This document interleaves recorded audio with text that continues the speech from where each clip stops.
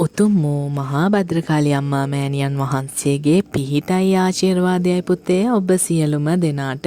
අද මම කතා කරන්න යන්නා වූ කාරණාව තමා පුතේ ගොඩක් දරුවන්ට ගැටලුවක් වෙලා තියෙනා වූ වරම් හිර සම්බන්ධව. අපි වරමක් හිර වුණා කියන්නේ කොහොමද? පුතේ වරමක් හිර වුණා කියලා හිතෙන්නා වූ කරුණු කාරණා විදියට අපි ගත්තාම කැඹුරු මාලාව හිරවීම. ඒ කියන්නේ තමුන්ගේ දෙවුලට එන්නා වූ කැඹුරුම නැති වෙලා තියෙන එක. එහෙමත් නැත්නම් පුතේ ගොඩාක්ම දරුවන්ට තියෙන ගැටලුවක් විදිහට වරම් දරුවන්ගේ අසනීප කටයුතු කාරණා පෙන්눔 කරනවා.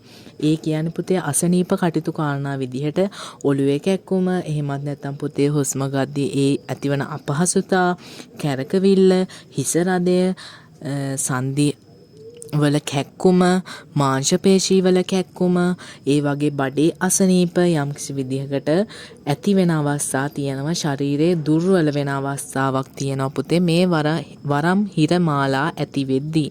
එතකොට පුතේ මේත් එක්කම සමහර වෙලාවට කරන කියන වැඩ කටයුතු අසාර්ථක වෙන ස්වභාවයක් තියෙනවා. තමුගේ ඥාති දේවතාවුන් වහන්සේ හරියාකාරව ශරීරයට ආරූඪ නොවීම මේත් එක්කම මූලික වෙන කරුණු කාරණාවක් වෙනවා පුතේ.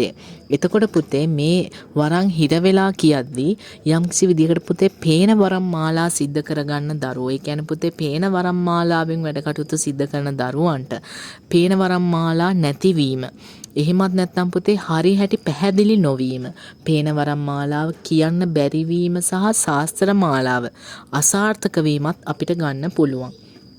එතකොට මේ වරම් හිර මාලා තියෙන්නේ සමහර වෙලාවට පුතේ ඥාති බලවේගවල ආකර්ෂණයේ අඩුවීමක්. එහෙම නැත්නම් කවුරුන් හෝ විසින්, පුද්ගලයෙක් විසින් හෝ යම්කිසි හේතු කාරණාවක් විසින් මේ දෙයට ඉඩ ඇහිරීමක් නිසා.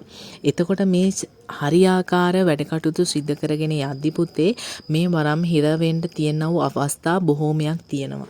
මොකද ඔය දරුවෝ හරි විදියට වත්පිළිවෙත් සිද්ධ නොකරා ගත්තා නම්, එහෙමත් නැත්නම් පුතේ වැඩ කටයුතු සිද්ධ කරගෙන යන දරුවන්ට හරි විදිහට ඥාති දේවතාවුන් වහන්සේලාගේ ආකර්ෂණය වැඩි දියුණු වෙන්නා වූ කරුණු කාරණා සිද්ධ නොකරා ගත්තා නම්, වරම් පිරිසිදු කිරීම හරි හැටි සිදු නොකරා ගත්තා නම්, අනවශ්‍ය බලවේග මේ සුද්ධ බලවේග වලට පුතේ කරදර බාධා ඇති කරන අවස්ථාවල මේ වරන් හිරවීම, එහෙම නැත්නම් කඩුල්ල හිරවීම, නැත්නම් දෙවොල් මාලිගාවේ සීමා මායිමක් වැටීම සිද්ධ වෙන්න පුළුවන්. ඉතින් ඔය දරුවන්ට යම්කිසි මේ දේ ගැටලුවක් තියෙනවා නම් මේ වීඩියෝ එක මේ ඔයාට යම්කිසි වරම් හිරයක් සිද්ධ වුණා යයි කියන්න සාක්ෂි සාධක තමා මම මේ ඉදිරිපත් කරේ.